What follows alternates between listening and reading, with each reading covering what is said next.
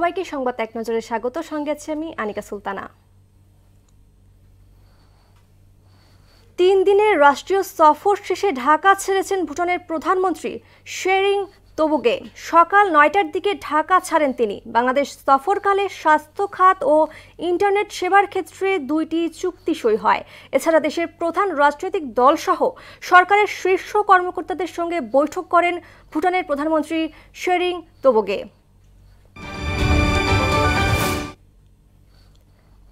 রামপুরায় 28 জনকে হত্যার ঘটনায় মানবতা বিরোধী অপরাধ মামলার শুনানিতে 2 সেনা সদস্য কর্নেল রেদওয়ান ও মেজর রাফাতকে ট্রাইব্যুনালে হাজির করা হয়েছে।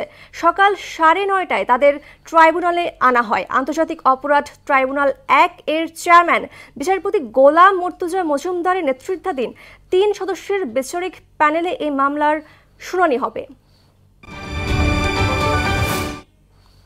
সুপ্রিম কোর্টের আপিল ও হাইকোর্ট বিভাগের সব বিচারপতিদের অংশগ্রহণে ফুল কোর্ট সভা ডেকেছেন প্রধান বিচারপতি সৈয়দ রেফাত আহমেদ।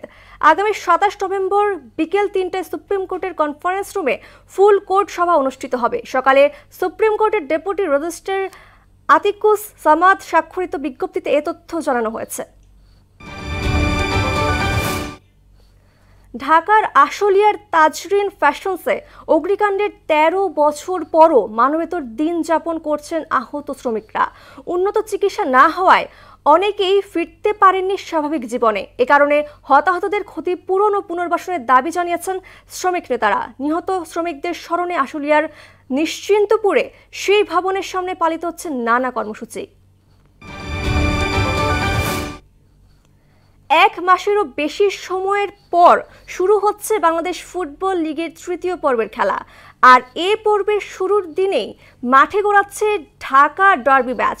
বিকেল 2:45টায় কুমিল্লার ধীরেন্দ্রনাথ দত্ত স্টেডিয়ামে মুখোমুখি হবে মোহামেডান ও ঢাকা আবাহনী। দুদলই আসরে এখন পর্যন্ত জয়হীন, যদিও পয়েন্ট টেবিলে আবাহনী 8 নম্বরে, যেখানে মোহামেডানের অবস্থান তলানিতে। এ ছিল মোহনা সংবাদে। এই ছিল সংবাদ এক নজরে। সবশেষ খবর সবার আগে জানতে মোহনার সাথেই থাকুন। এতক্ষণ সঙ্গে থাকার জন্য ধন্যবাদ সবাইকে।